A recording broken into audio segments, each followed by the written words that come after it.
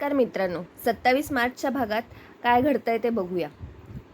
एपिसोडमध्ये अस्मिताचं account deactivate करून घेतात प्रताप आणि अर्जुन, कारण ती सचिनला पैसे देत असते. म्हणजे सायली म्हणते की जर तुम्ही त्या बँक मॅनेजरशी बोललात तर आपल्याकडे 2 गोष्टी साध्य होतील. एक म्हणजे सचिन भाऊजींना पैसे मिळणंच बंद होईल आणि दुसरी गोष्ट म्हणजे त्यांचे खरे रंग दिसतील आपल्याला, जसे त्यांना पैसा मिळणं बंद होईल तसं. आपण पुढे बघूया की एपिसोडमध्ये काय होतं. एपिसोडच्या सुरुवातीला आपल्याला दाखवतात की अर्जुन झोपलेला असतो आणि त्याला चैतन्याचा फोन येतो. चैतन्य म्हणतो की साक्षीला अटक झाली आहे आणि तिने सगळं खरं खरं सांगितले. म्हणजे महिपतने सगळा प्लॅन पण सांगितला असणार आणि हे आता सायली वहिनीला कळले, म्हणून सायली वहिनी आता घर सोडून जाते. तेवढ्यात सायली येते धडाधड चालत आणि बॅग भरायला सुरुवात करते. सायली अर्जुनला म्हणते की तुम्ही किती वेळा मी तुम्हाला सांगितलं होतं की माझ्याशी खोटं बोलत जाऊ नका. आता बोललात ना खोटं, आणि एवढं मोठं खोटं ते सुद्धा. मी घर सोडून चालले, ते काही नाही. अर्जुनला तेवढ्याच जाग येते. तो बघतो की सायली त्याच्या बाजूला नाही आहे, म्हणून तो खूप पॅनिक करतो आणि धावतच खाली जातो. खाली सगळे सुभेदार नाश्त्याला उभे असतात. तिकडे सुद्धा सायली काय अर्जुनला दिसत नाही. मग तो चौकशी करायला लागतो की सायली गेली आहे तरी कुठे, आणि तो एकदम आरडाओरडा करायला लागतो. तेवढ्यात सायली येते. सायली बागेतली फुलं गोळा करत असते. अर्जुन म्हणतो मला सांगितलं का नाहीस तुला तू कुठे चालली असते. सायली म्हणते अहो बागेत जायला सांगावं लागतं का मी कुठे चालली आहे, आणि तसं पण मी जेव्हा गेले तेव्हा तुम्ही झोपला होतात, मग मी कशाला सांगू तुम्हाला. अर्जुन म्हणतो ते काही नाही, मला प्रत्येक गोष्ट काय करतेस कुठे जातेस हे सगळं सांगत जा, आणि तडातडा तो वरती निघून जातो. प्रताप म्हणतो अगं काय झालं ह्याला, असं का वागतोय. सायली म्हणते मला पण नक्की माहिती नाही काय झालं, मी जरा जाऊन बघते. ती अर्जुनकडे जाते आणि म्हणते काय झालं आहे तुम्हाला, असे का वागताय तुम्ही. अर्जुन म्हणतो मला ना वाईट स्वप्न पडलं, त्याच्यामुळे मला ना आता कसं तरीच होतं आहे, म्हणून मी एकदम पॅनिक झालो. सायली म्हणते हो पॅनिक काय व्हायचं त्याच्यामध्ये, मी इथेच आहे ना. अर्जुन म्हणतो मला तू एक वचन दे की काहीही झालं तरी तू आपलं घर सोडून जाणार नाहीस आणि तू मला सोडून जाणार नाहीस, आपलं नातं तोडणार नाहीस. सायली म्हणते मी तुम्हाला वचन देते की मी नाही जाणार सोडून. इकडे सगळे सुभेदार नाश्त्याला आलेले असतात. तेव्हा अर्जुन देखील अस्मिताला म्हणतो की काय आता मस्त चाललं आहे का. अस्मिता म्हणते की हो डिलिव्हरी आता बाळासाठी ऑर्डर केली आहे. अर्जुन म्हणतो तू डिलिव्हरी ऑर्डर स्टार्ट केलीस म्हणजेच तू आता बरी आहेस. तेवढ्यात पेमेंटसाठी अस्मिता सचिनला हाक मारते. सचिन येतो. अस्मिता त्याला म्हणते माझं डेबिट कार्ड दे ना, जरा पेमेंट करायचे. सचिन तिचं डेबिट कार्ड देतो. हा सगळा प्रकार प्रताप आणि अर्जुन बघतात. ते मनात म्हणतात की सचिनकडे काय आहे डेबिट कार्ड ह्याचं. तेवढ्यात अस्मिता येते. प्रताप म्हणतो अस्मिता तू तुझ्या अकाउंटचं डेबिट कार्ड सचिनला का दिलंस. अस्मिता म्हणते का म्हणजे, माझे पैसे ते त्याचेच पैसे आहेत ना शेवटी. अस्मिता म्हणते त्याचे अकाउंट फ्रीज झाले, मी तुम्हाला सांगितलं ना, म्हणून त्याच्याकडे आता काही पैसे नाही आहेत. अर्जुन म्हणतो पण एवढ्या वर्षांचे सेविंग्स ते पण फ्रीज झालेत. अस्मिता म्हणते हो ते पण फ्रीज झालेत, पण तुम्ही ही सगळे प्रश्न का विचारताय मला. इतके वर्ष जेव्हा सचिन कॅनडाहून पैसे पाठवत होता त्यावेळी मी पाण्यासारखा पैसा खर्च केलाच आहे ना, मग आता माझी वेळ आली आहे तर मी का हात आकडते घेऊ. सायली म्हणते बरोबर आहे तुझं अस्मिताताई, आपल्या नवऱ्याला आपण मदत केलीच पाहिजे, पण तुमच्या नवऱ्याने काय काय आधी केलं ते तर आठवा, ते सगळं विसरलात का तुम्ही. अस्मिता म्हणते मला मान्य आहे त्याने चूक केली आहे, पण त्या चुकीला मी माफ पण केलं आहे. त्याच्यामुळे आता काय मी त्याला फासावर लटकवणार नाही आहे एका चुकीसाठी. आणि तुम्हा लोकांना हे पटत नसेल ना तर सोडून द्या विषय, पण मी माझं कार्ड सचिनला दिलं, त्याला गरज आहे म्हणून. आणि ती उठून निघून जाते. अर्जुन चिडून म्हणतो आता अजून काय प्रूफ हवं आहे हिला की सचिनचं वागणं किती चुकीचं आहे आणि तो वाईटच माणूस आहे. प्रताप म्हणतो आता काय हातावर हात ठेवून बसायचं, अस्मिताच्या अकाउंटमध्ये खूप पैसे आहेत आणि ते पैसे सचिन आता वापरतोय त्याचं लोन फेडायला. प्रताप म्हणतो ते काही नाही, मी अस्मिताशी आत्ता बोलून घेतो आणि तिला सांगतो की ह्याला पैसे देऊ नकोस. सायली म्हणते नका जाऊ, त्यांच्याशी बोलून काय फायदा होणार नाही आहे. अर्जुन म्हणतो तुझ्याकडे काही ऑप्शन आहे का. हो सायली म्हणते. सायली म्हणते की तिथल्या बँकच्या मॅनेजरशी तुमची ओळख आहे का, म्हणजे आपल्याला असं काही हवं आहे की काही दिवस त्यांच्या अकाउंटमधून काहीही पेमेंट करता येणार नाही, असा काहीतरी. प्रताप म्हणतो हो मला मॅनेजर ओळखीचा आहे, राजू थत्ते म्हणून, मी त्याच्याशी बोलून बघतो. काही दिवसांसाठी तिचं अकाउंट डिॲक्टिवेट केलं ना तर सचिनला समज पडेल. सायली म्हणते ह्यामुळे 2 पक्षी मारले जातील एका दगडात. कसं काय सांगते?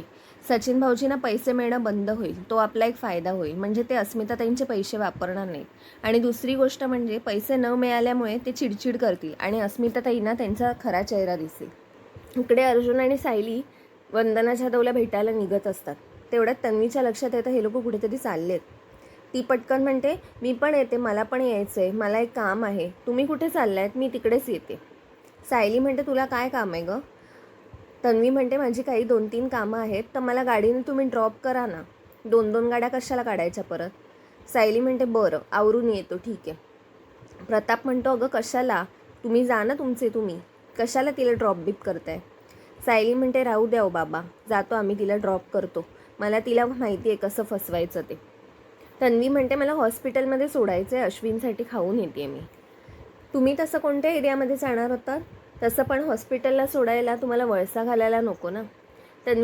सायली म्हणते काही वळसा बिळसा होणार नाही, तू काही काळजी करू नकोस, आम्ही तुला अगदी हॉस्पिटलच्या गेटपर्यंत सोडू आणि मग आमची कामाला जाऊ. तेवढ्यात तन्वीला मैनाचा फोन येत असतो, पण तन्वी काय फोन घेऊ शकत नसते कारण ती गाडीत असते अर्जुन आणि सायलीसोबत. सायली म्हणते अगं फोन उचल, महत्त्वाचा असेल. तन्वी म्हणते नाही नाही, ते मार्केटिंगचे फोन येतात ना, तो वाला फोन आहे. सायली म्हणते अगं घे. तन्वी म्हणते अगं कशाला घेऊ, मार्केटिंगचे फोन आहेत, आणि ती फोनच घेत नाही. इकडे सदाला प्रचंड त्रास होत असतो आणि त्याची तब्येत बिघडलेली असते आणि तन्वी काही फोन उचलत नाही. ते बिचारे रडकुंडीला आलेले असतात. मैना तर एकदम म्हणते की आता काय करू देवा माझ्या, ही बाई फोन पण उचलत नाही आहे आपला. इकडे कल्पना अश्विनला फोन करते आणि म्हणते की तन्वीला डबा घेऊन पाठवले, तुला इमर्जन्सी वगैरे नाही आहे ना, तू डबा खाऊन घे. आणि तन्वीला पण डबा दिला आहे कारण ती पण जेवण नाही निघाली आहे ना, मग तिला पण सांग डबा खाऊन घ्यायला, ठीक आहे? अश्विन म्हणतो थँक्यू मम्मा. तन्वी गेटपर्यंत उतरते आणि विचार करते की आता अर्जुन आणि सायली निघाले ना की मी पटलं ह्यांचा पाठलाग करेन. तन्वी विचारच करत असते तोपर्यंत अश्विन खाली येतो. तन्वी म्हणते अश्विन तू कसं काय खाली आलास? अश्विन म्हणतो अगं मम्माचा आज हुकूमच आहे की आपण दोघांनी एकत्र जेवायचं. तन्वी म्हणते बरं एक काम कर, हा डबा घे आणि तू जा जेवायला. अश्विन म्हणतो अगं असं काय करतेस, तसं पण आता लंचची वेळ झालीच आहे, चल आपण एकत्र जेवूया. अश्विन एकदम जबरदस्तीने तन्वीला आत घेऊन जातो. तन्वी विचार करत असते की आता मी इथे कुठे अडकून बसली आहे, ह्या अश्विनला तर इथे कॅन्टीनमध्ये जेवणात पण रोमॅन्स दिसतोय. तेवढ्यात तिकडे एक माणूस येतो अश्विनला कन्सल्टन्सी करायला. तन्वी विचार करते आता मला प्लॅन आहे चांगला निसटायचा. ती पटकन ताट वाढलेला खाली फेकून देते. अश्विन म्हणतो अगं हे काय झालं? तन्वी म्हणते अरे चुकून मी ते पाणी घ्यायला गेले होते, तेवढ्यात ते हातातून सटकलं आणि सगळं जेवण खाली पडलं. इकडे अर्जुन आणि सायली त्या रेस्टॉरंटमध्ये आलेले असतात जिकडे वंदना जाधव त्यांना भेटायला येणार असते. इकडे प्रतिमाच्या खोलीत कल्पना येते. सुमन म्हणते वहिनी मला तुमच्याशी काहीतरी बोलायचं आहे. प्रतिमा म्हणते बोल ना. मी विचार करते मी आता दादाच्या घरी जाऊन राहते. प्रतिमा म्हणते हो कल्पना तर छान आहे, तुला थोडे दिवस आहे ना चेंज पण मिळेल आणि बरं वाटेल थोडं. सुमन म्हणते काही दिवसांसाठी नाही वहिनी, मी कायमचं तिकडे राहायचं म्हणते. प्रतिमा म्हणते काय अगं वेडी आहेस का? सुमन म्हणते अहो ज्या घरात ह्यांनी सुरुंग पोखरला त्या घरात मी कशी मानाने राहू शकते, मला आता अजिबात इथे तोंड दाखवायची जागा उरलेली नाही आहे. प्रतिमा म्हणते एवढी वर्ष ह्या घरात तूच होतीस ना गं डोलारा सांभाळत, मी तर आत्ताच आली आहे. रविराज नंतर ह्या घरावर कोणाचा हक्क असेल तर तो तुझा आहे, कारण तूच हे घर कष्टाने उभं केलेस, एवढी वर्ष सांभाळलेस. खरं तर माझ्यापेक्षा जास्त ह्या घरात तुझा हक्क आहे. एवढी वर्ष या घरात राहून सुमन तू या घरात फक्त सुख दिलेस आम्हाला, आता तू कुठे सोडून जायचा विचार पण करू नकोस. तू या घराची मालकीण आहेस हे समजून घे. इकडे अर्जुन आणि सायली वंदनाशी बोलत असतात. अर्जुन तिला फोटो दाखवतो बबलीचा लहानपणीचा. ती म्हणते हा फोटो माझ्या समोर ठेवूच नका प्लीज, दूर करा.